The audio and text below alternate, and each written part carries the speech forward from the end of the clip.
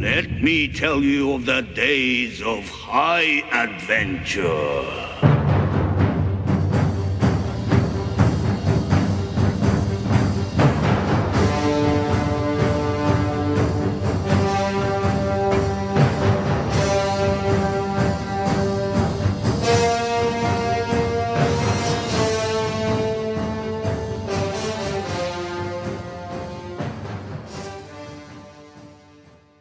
Hey there nation, welcome to the show. We help you to play miniatures wargaming on a budget. It is I, Commander Cheapskate, and now it's time for another edition of Age of the Realms. This is battle report number 29. It is a 2,000 point battle of my esoteric order, the Thousand Sons of the Disciples of Tzeentch, versus my buddy Brother Grimm of the Immortals with his Ironjawz army. So we're going with 2,000 points of Disciples of Tzeentch versus Ironjawz. It's been a while since we've gotten back with 2,000 points with the fighting going on for our battle reports. Sorry about the delay in the battle reports, ladies and gentlemen. I've been gone on vacation for a little bit, going to visit some relatives on the East Coast, so very fun time having to do that. So with that being said, ladies and gentlemen, let's go ahead and jump right back into making these battle reports again. We're going to play some background music real fast and go through the army list. If you want to see exactly what we're bringing on each side, feel free to pause and take a look at your own leisure. With that being said, ladies and gentlemen, let's get it on.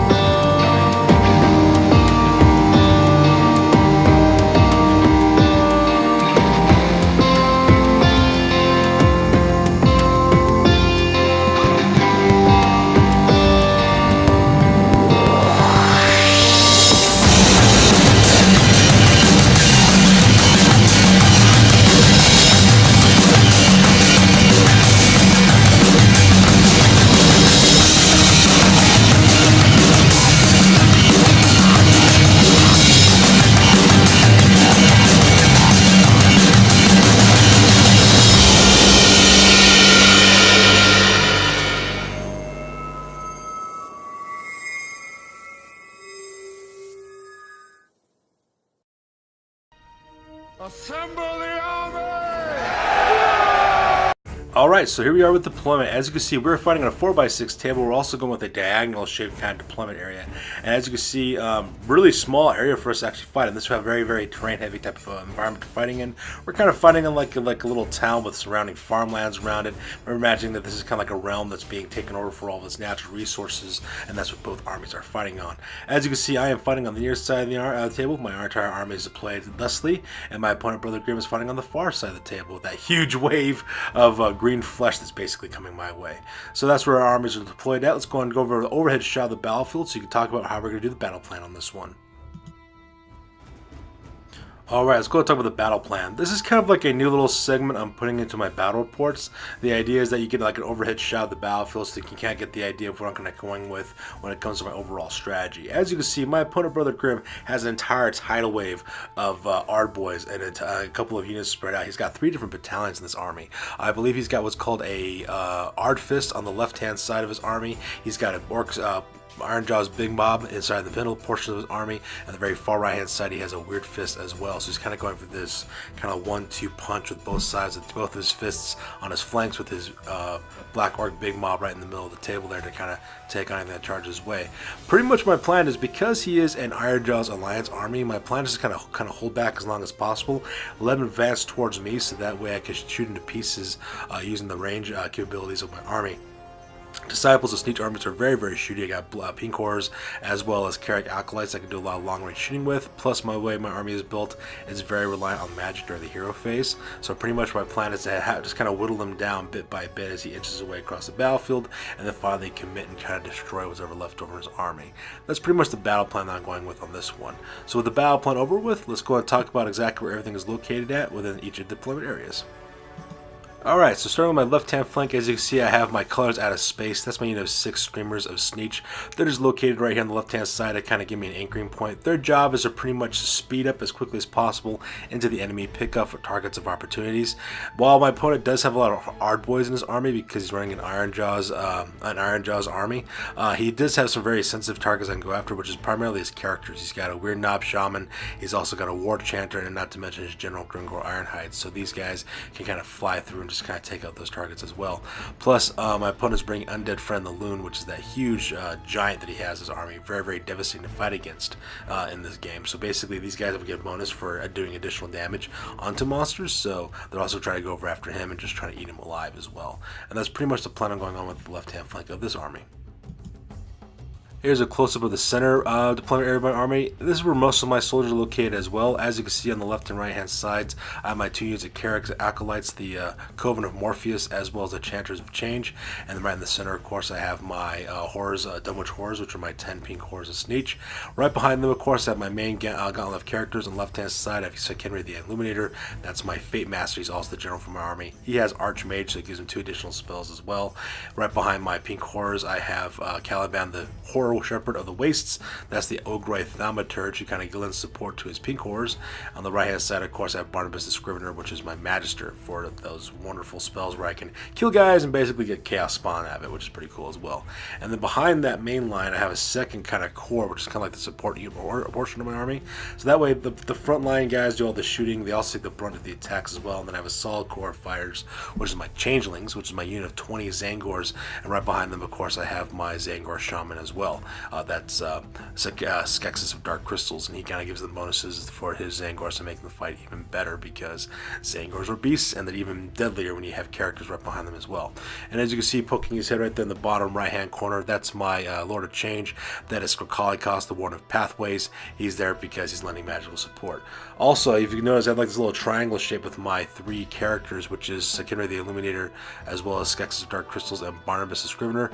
Those guys are within 9 inches of each other, so that way they can lend each other support with their Arcanite Cabal battalion abilities, so that way they can cast additional spells as well. Plus, it also gives my Fate Master the ability to, get back Destiny dice as we use them.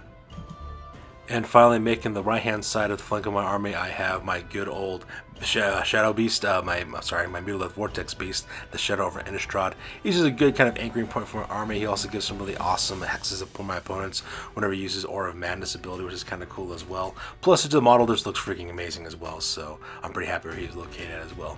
So that being said, let's go and talk about my Destiny dice.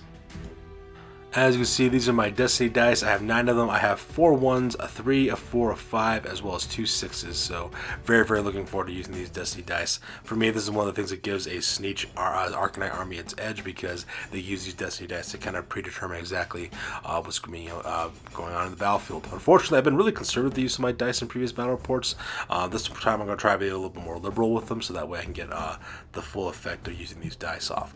So with that being said, ladies and gentlemen, with my Destiny dice over with, let's go and talk about Brother Grimm's deployment area. Alright, so starting with Brother Grimm's left-hand deployment for the Ironjawz. This is the very first of his battalions, which is a Ardfist battalion. It's made up of 3 units of 10 Ardboys, as well as a War Chanter in the back. This unit's actually kind of interesting because so long as the War Chanter is alive, if any unit within this battalion gets destroyed, he can summon up another 10-man unit to come back from the battlefield as well, which is absolutely devastating if you think about that, because that means you have this potential endless tidal wave of reinforced Ironjawz there on the left-hand flank. So my goal here is pretty simple: go after the War Chanter and kill him, and make these guys basically just a normal 30-man unit of Ironjawz. And speaking of Ironjawz Ardboys are no joke at all. Those guys pack 2 wounds apiece. They got really good armor save, as well as really deadly offensive capabilities if they engage in close combat. So that's what I'll be focusing most of my efforts on, is on the characters on this battalion. And make up the center lines is his second battalion, which is his Ironjawz big mob. As you can see, he's got 3 units of 10 Ardboys as well. Up at the very front, he's got the Immortals, which is an upgrade that's given up to his to the Ardboys as well. And right there in the center, of course, is General Grimgor Ironhide. That guy also gives a nice little command ability as well. On the left-hand side there, you have Undead Friend the Loon, which is his giant, and a very, very solid kind of center. He's got, like I said, he's got like tidal waves of Ardboys throughout this kind of army, so it'll be kind of interesting to see exactly what happens. Like I said before, my main goal is to take out Undead Friend the Loon, the giant, because that thing is deadly in close combat, as well as take out Grimgor Ironhide and take away his bonuses that he gives to his units as well. And then finally, on his right-hand flank is his last battalion of his army. This is a Weird Fist battalion. It's 3 units of 10 Ardboys, as well as a Weird Knob Shaman as well in the back there. And this unit is probably the deadliest of his fists that he has for his army, because that Weird Knob Shaman, so long as within a certain amount of inches for each of these units, he gets bonuses to his spells. You roll a d6 to figure out what the bonus is going to be. Either it's an increase in range by 6 inches or an increase in the lethality and the number of mortal wounds that your spell does as well. So this is the unit I'm really afraid of, because in the right circumstances, that Weird Knob can be very, very deadly, especially if he's launching out spells, getting bonuses to range from these guys as well. So I'll be definitely focusing my attentions on that Shaman, because that guy can be extremely deadly. So without any further ado, ladies and gentlemen, with deployment over, we go to top of turn number 1. Alright, so that takes the top of turn number 1 for the Ironjawz. My buddy Brother Grimm wins the initiative on this battle round. As you can see, for the most part during the command phase, he uses his Rampaging Destroyers ability that the Ironjawz Alliance ability gives him.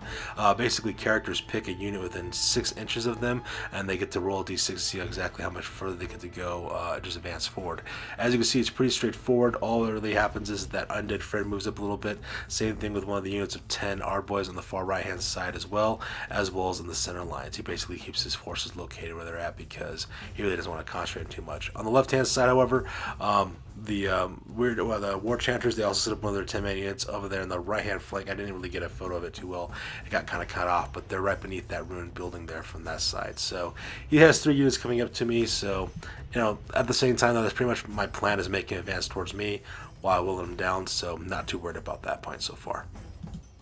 However, during the command phase, he uses his Shaman to get out the Foot of Gork spell off. And these d6s, the reason why I'm showing you these d6s is because, first of all, he's within all the different ranges of his units. So he rolls a d6 for each of the units of 10 or more Ardboys nearby them. I believe he rolls 3 2s, I think a 1, a 2, and a 3, I think. Either way, what ends up happening is that it extends the range of his spell by additional 18 inches. So what happens is he has a 36-inch range on his spell, and he decides to use Foot of Gork. Now, the reason why I'm showing you these d6 is because the Foot of Gork causes d6 mortal wounds, where it kind of stomps on his target, and you roll a d6 afterward on a roll of 4 more, it stomps again, and you keep on doing this process over and over, potentially into perpetuity, until basically the spell is over with. As you can see, he got 5 different stomps off of that spell onto his target. And can you guess what target he used to go after with his Foot of Gork ability? That's right, boys and girls, he decided to target my Lord of Change, Krakalikos, the Ward of Pathways. In the end, he inflicted 21 mortal wounds onto my Lord of Change. It was absolutely devastating watching that rolls going off one after another as that Foot of Gork just kept on stomping on my Lord of Change. It was absolutely devastating on that part. So right off the bat, I lose my Lord of Change in the opening phases of this battle report, and I'm really afraid now of that Weird Fist. If that Weird Fist didn't catch my attention before, it definitely caught it now, and I'm going to have to put some effort to get rid of that unit. So with the command phase over with, we go directly to the move phase. As you can see, my buddy Brother Graham just runs everything forward as quickly as he possibly can to get across the battlefield. He's playing an Ardboy army, so their goal is to move across the battlefield, because otherwise they'll get shot to pieces otherwise. These guys are forte in close combat. My friend Brother Grimm knows this, and he's not wasting any time coming at me. As you can see on both sides of the battlefield, his fists move up forward. He's setting up a unit of 10 Ironjawz, kind of like as a tidal wave attack, to attack my left as well as my right hand flanks. His main battle lines of troops with his, he's got, I think, 1, 2, 3, 4, 5, 6, yeah, he's got 6 units of 10 Ardboys moving up as quickly as they can with their supporting characters as kind of like a secondary as well as tertiary wave of attacks. As you can see there, he's kind of got like this kind of wave formation. The first wave consists of 2 units of 10 Ardboys with a giant right in the middle. The second wave consists of another unit, 30 Ardboys, and then the last line, of course, is another wave of 30 Ardboys with their characters as well. So it's kind of going with this kind of 3-line kind of tidal wave effect, which is kind of wearing me down in close combat. It's basically my job to kind of whittle it down before it gets to that point. Very, very devastating as well. And because my buddy Brother Grimm plays an Ironjawz army, we skip the shooting phase and we go directly to the charging phase. The first thing he does, he sends Undead Fred in the Loon right into the ranks of my pink horrors. Now, I'm kind of interested to see exactly what happens during the fight phase, and the reason was because last time I used my army with pink horrors, they really didn't get engaged in combat too often. They mainly used their shooting ability to kind of finish off their enemy.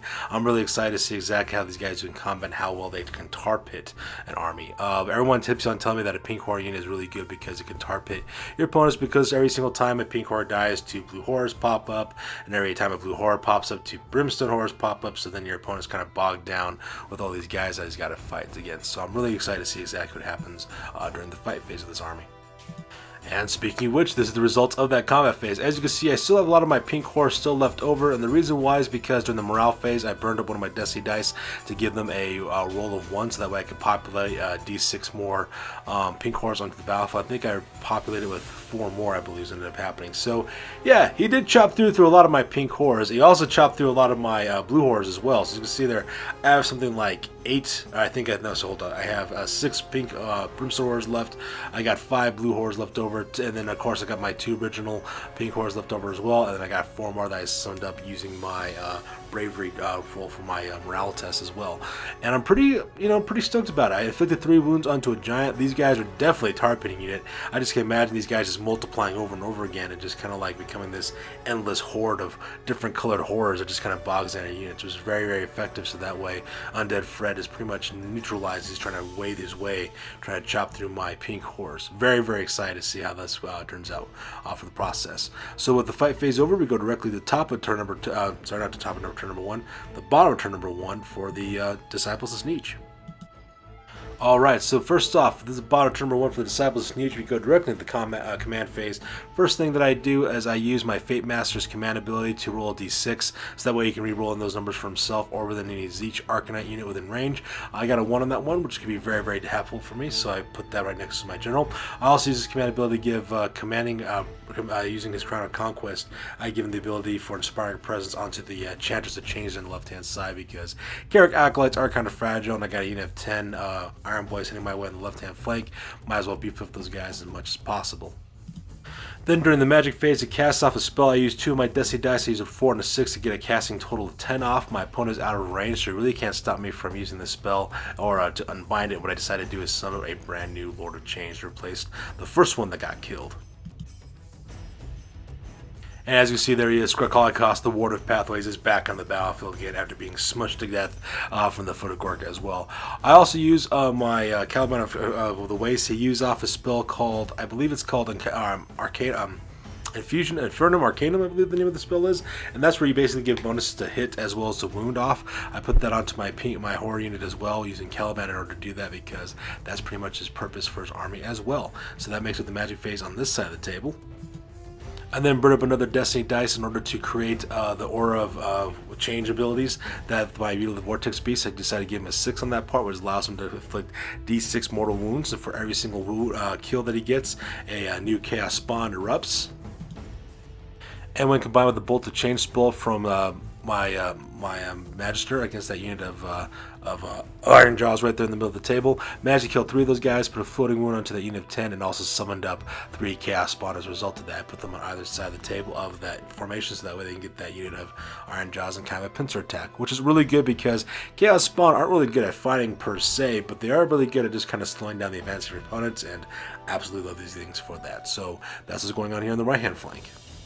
And then finally, for my magic phase, I decided to use Fold Reality on my pink horrors, and that spell, what happens is when you roll a d6 off, if you roll a 1, the entire unit of horrors gets destroyed, so there is the risk when you run that. However, if you do well, you get d6 additional more pink horrors into the battlefield. As you can see, I rolled 6 on that part, so because I got 6 more pink horrors thrown into the battlefield as well, and that unit of pink horrors is now slowly, rapidly rising and get ready to engage my opponent. I also throw, I think, a couple of other magic missiles. I believe I used the Boon of Mutation magic missile spell, as well as Arcane Bolt onto Undead Fred in the Loon. Managed to break up that guy up to 8 wounds as well, kind of slowly taking this guy down bit by bit, which would be very, very helpful in later phases of the battle. And using my ability from my battalion, as you can see, I have 6 Destiny dice left. I have 4 1s, a 4, as well as a 3. That basically use those guys later on, as well as the battle report continues. So with the command phase over with, we go directly to the move phase, and as you can see, not really much movement really takes place for my army too much. What I decided to do, however, is just decided to kind of maneuver like the fast movers of my army, which is my Screamers, the Tzeentch. As you can see, they're kind of deployed there on the left-hand side as well. Kind of flew over a couple of units as well using their Sky Shark abilities. I think a magic kill, I think one Ironjawz from the Ard Boys were in that unit right there behind the black roofed shack. And that's basically what I do for those guys, and I also put them there right behind my opponent's War Chanter because I want to get rid of that guy quickly, because if I destroy any units of Ironjawz, I don't want this guy bringing up new ones as well. The also major move that also takes place as well is my Shadow over Innistrad. I do realize that my Melee Vortex piece isn't really good in close combat per se. So you can see I just kind of move him back a little bit further so that way he's out of the charge abilities of my opponent's Ard Boys. And instead keep all my rest of my units right there in the center. I got my pink horse completely surrounding Undead Friend of the Loon. And everything else pretty much stays in place because I need my opponent to come towards me and whittle him down. And that's pretty much how my movement phase went. As you can see in this photo, there's a close-up of my Screamers, the Tzeentch. The yellow die that's right next to him represents one of my Desi dice that I burned up to use for the running phase. So these guys ran at 21 inches, allowing them to get right behind my opponent's War Chanter, so that way they can go after that guy properly. So yeah, that's the movement phase on the left-hand side of the battlefield. And here's a close-up of my Melee Vortex Beast getting out of harm's way from the charge range of those units of Ard Boys. I'm not ashamed of it. I mean, I want this guy to survive. I also want to cause enough damage with his R mutation ability as well, so that's where he's located at. During the shooting phase, I pretty much concentrated fire with my Chanter's Change. Sorry, not my Chanter's Change. Yeah, my Chanter's Change on the left-hand side, my unit of left-hand Carrick Alkalites, as well as my huge horde of horrors, which are located right there with the Dunwich horrors, as well as the icon bearers of my Zangors. And with all the combined fire from those three units, we managed to bring down Undead Friend of the Loon and managed to shoot that guy into oblivion, which is always a cool thing to see. And also on the right hand side, my Coven of Morpheus managed to kill off, I think, one or two Ironjawz as well, just working at that unit further. So with shooting phase over, we go directly to the charge phase. And I send in my Chaos Spawn to kind of finish off whatever's left over that Ironjawz unit as well. The job of my Chaos Spawn is pretty straightforward. Their job is to finish this off this unit within the little courtyard that's created by those fences. And their next job is to go up there and kind of bog down and kind of keep my opponent's right-hand flank at bay. And hopefully, if I'm really, really lucky, I'll be able to get within range of getting within that weird knob shaman and then just eat that guy alive. So that's pretty much the plan what I'm going for here on the right-hand flank.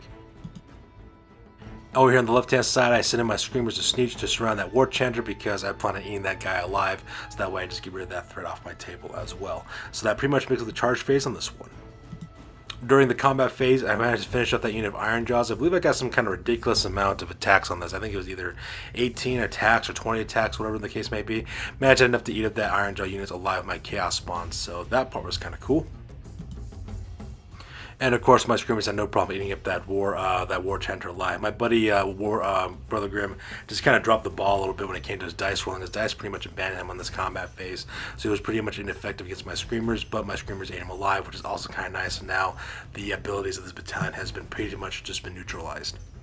With that being said, that takes the top of turn number 2, and this time I won the initiative in this one. So because the Disciples need to go first, the very first thing I decided to do is to cast up summoning a Lord of Change spell with Squircala, cost the Warden of Pathways. I rolled a 5 as well as a 4, and because you have to take the lowest die and make it match the highest die, I got a perfect 10 on that one, summoning up a new Lord of Change.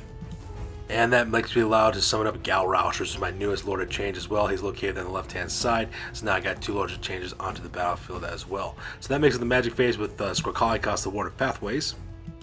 For the most part, most of my opponent's units are out of range of any of my attacks or magical attacks, so not much really happens in terms of my magical ability. I did not able to summon up another command ability because my Crown of Command roll was not very high. So because of that, I decided to put my Aspiring Presence onto that unit of Horrors, so that way I don't have to worry about taking break tests. I also use Infusion Arcanum onto that unit of Horrors as well to give them bonuses to attack as well as to wound, which is always a good thing to see to happen for a huge unit of like that, especially when it comes to shooting as well as the fight phases. And that pretty much makes up my hero phase for the most part. With that being said, that takes directly to the move phase. As you can see, not much movement really happens from my army because, like I said before, I'm going to establish this niche army. I really don't need to maneuver my forces too quickly. What I do decide to do, though, is to send my unit of Pink Horrors as well as Caliban, the Horror Shepherd of the Wastes. I send those guys up for just a normal 6-inch range of movement to kind of occupy the space between that black roof shack as well as the walled fence down the right-hand side. My goal is to kind of draw my opponent into the center of the town and kind of, whittle them down with field of fire, because I have +1 to hit as well as +1 to move with their shooting abilities, and that should be very, very devastating because I have a large number of horrors in that unit next. Also, on the right hand side, I also move up my Chaos Spawn, have them move at 2d6 closer to my opponent's Shaman, because that guy needs to die yesterday so that we can take care of those Rear Fist abilities. I also move up my Mule Vortex piece as well to kind of lend some support on the right hand flank as well. As you can see, I also flew my Screamers. I made those guys advanced. I think I rolled like a 20 is when I ended up rolling with a 4 and combined with their 16-inch range. Moving directly from the unit of on the left hand side of the battlefield to the right hand side of the battlefield to where that little farmyard is located at, so that way they can get after that weird Knob Shaman in case of my Chaos Spawn are up to the task. And then finally I move up my Lord of Changes on the left hand side so that way they can target that unit of Ironjawz right behind that grain silo. And then the rest of my battle lines of course stay exactly where they are, because there's no need for them to move up forward really for the most part. I keep my Enchanters of Change as well as the Coven of Morpheus exactly where they at, but with the gap that was created from the horrors leaving, I move up my Zangors as well as my Zangor Shaman so that way there's a nice solid line of troops to make it my secondary wave of attack. Here's a close-up of the right-hand side of the battlefield because it's kind of hard to see from the angle that I was taking my photo at earlier. As you can see, my Chaos Spawn heading towards that Shaman, and of course I got my Screamers there to lend support if need be. During the shooting phase, I concentrate fire with my entire unit of Horrors of the Dunwich Horrors onto the Immortals, which is the vanguard group of Ironjawz are heading directly towards me, and I managed to atomize those guys at the table with not much fuss as well, so that part was kind of cool. I cut that unit of 10 guys all the way down to 4 guys left, so a lot of wounds being generated for that one, which is pretty awesome. And in the charge phase, I send my Chaos Spawn directly to surround that Weird Knob Shaman to get rid of that guy. So hopefully they'll be able to devour that guy. I don't have to worry about spells coming my way anymore, which is pretty awesome. And in the combat phase, my Chaos Spawns just ate that Shaman alive, which is also pretty cool as well. So that pretty much makes the combat phase on this side of the table as well. So with combat morale phase over, we go directly to the bottom, turn number 2 for the Ironjawz. And during the command phase, my buddy takes Inspiring Presence from his general and puts it onto his unit of our boys on the left-hand side of his right-hand side of his battle lines. So that way those guys don't worry about taking any morale tests, because he's starting to worry about his forces taking some damage from long-range fire, which is actually a pretty good choice in my terms of using command abilities. So that pretty much makes his command phase, because the rest of his heroes are dead. And the move phase, as you can see here, he just starts moving up his forces as quickly as he possibly can to start heading towards me. I forgot to mention this too. If you look on the bottom of the screen there in the center, that unit of Ironjawz that are going around that gang silo, I forgot to mention, I do a couple of wounds against that unit with the shooting with the rods of sorcery from my 2 Lords of Changes. I just didn't take a photo of it because I forgot to do that, because it wasn't really lackluster with their shooting abilities. It kind of petered out. But if you're wondering why those Ironjawz are kind of weakened, that's why.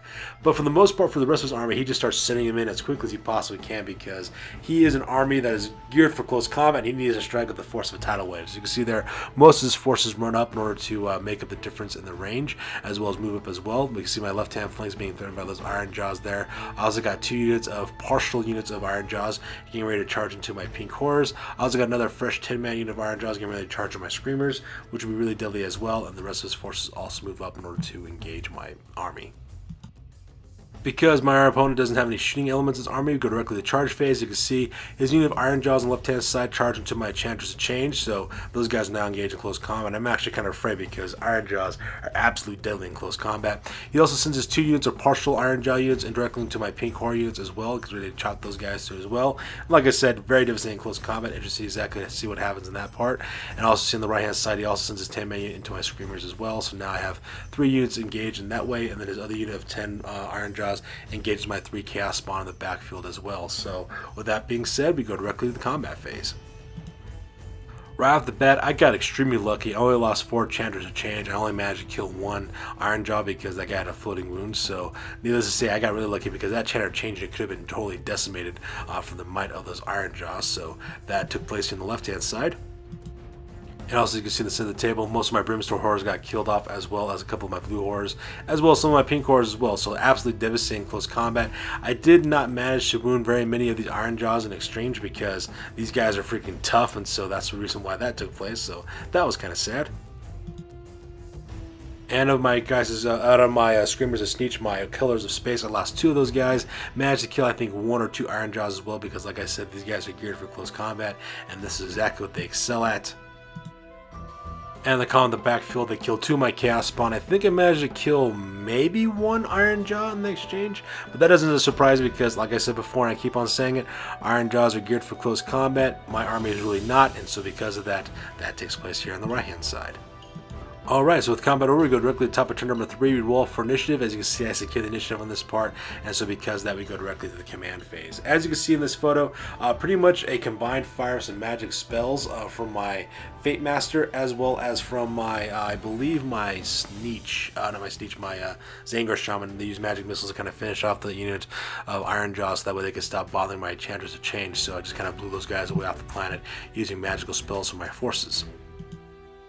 And as well as using some magical missiles from the rest of my forces, as well as using Tzeentch's Firestorm Infernal Gateway, managed to wipe out most of those Ironjawz that are giving promise to my pink horrors as well, leaving only 2 Ironjawz left on the table, so that was pretty amazing to see that happening. Also during the, I forgot to mention this earlier, during the morale phase in the last turn, I got 2 more of my pink horrors kind of pop up there as well, so that part was kind of nice.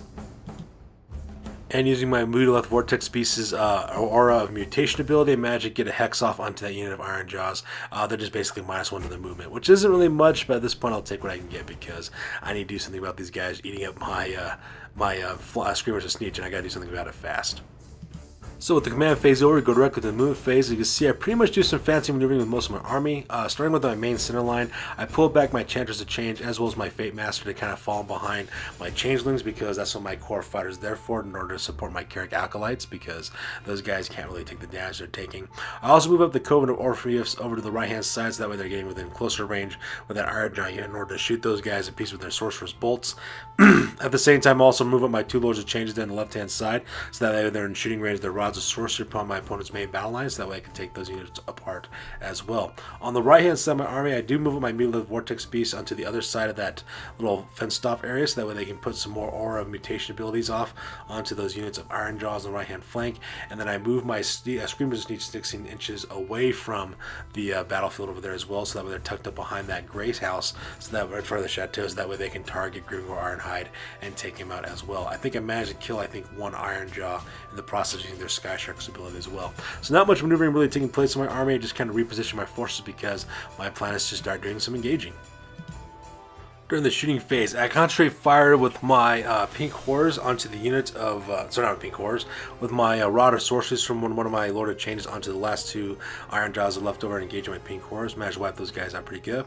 And then I took my last pink horror, my unit of pink horrors, as well as my last Lord of Change, concentrated range fire onto the unit of Ironjawz that are right in front of Grimgor Ironhide, and wiped those guys out as well with long range firepower. So now that leaves Grimgor Ironhide completely exposed to both my Chaos Spawn as well as my Screamers of Tzeentch, and I plan on charging him to kind of finish him off at this point. And on the right hand side, my Enchanters change. I think we managed to kill 1 Ironjawz in the exchange, so that's what takes place in the shooting phase on this one.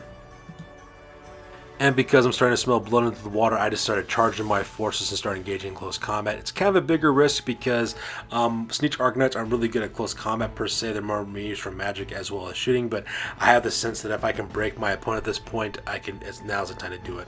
So you can see the first thing I do is I charge my unit of horrors into one of his units of Ironjawz and get those guys completely bogged down with all the pink horrors that are in that unit. I also send in my Chaos Spawn as well as my Screamers of Tzeentch into Grimgor Ironhide to kind of engage him in close combat. On the left hand side, I send my 2 units of my 2 Lords of Changes into that unit of Ironjawz to take those guys out as well, and then I also send in my Mutileth Vortex Beast to kind of deal with the other unit of Ironjawz on the right hand side with my Carrick Acolytes from the Coven of Morpheus, because at this point I'm smelling blood in the water and I think I can really take the battlefield if I get off really lucky in my combat phase. As you can see near the bottom there, I also use one of my Dusty Dice to kind of shore up one of my charges, so that way that I can make my Lord Change getting within range of his charging as well. I burned it before in order to do that.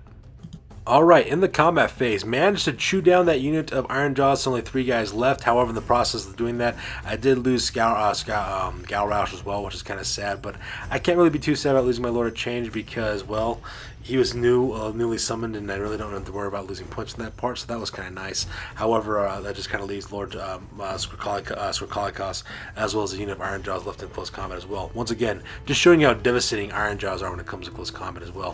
For my pink horror units and my horror of Dunwich there, I managed to whittle down that unit to about 5 more guys left.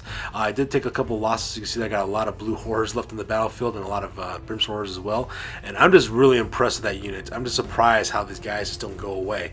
They're really good good tar pitting unit. I really like pink horrors a lot now. I think I'm planning on keeping those guys in my army for a very, very long time as well.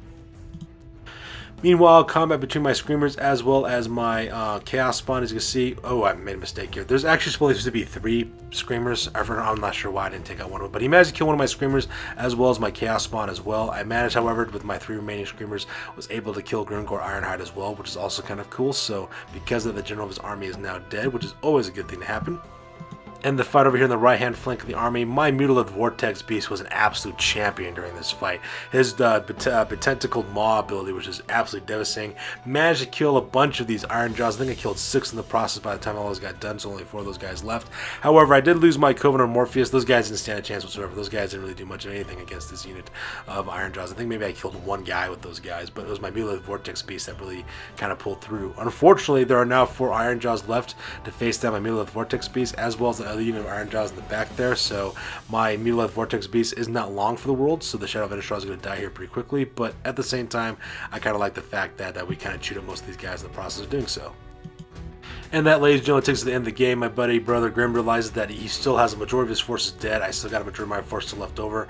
And even if he does keep on advancing towards you, I'm just going to magic and shoot him to death until he finally closes up with me. So because of that, Brother Grim concedes the game, and thus another victory has been earned. So with that being said, ladies and gentlemen, we're going to wrap this up and head to the after action report because this battle report is now officially over.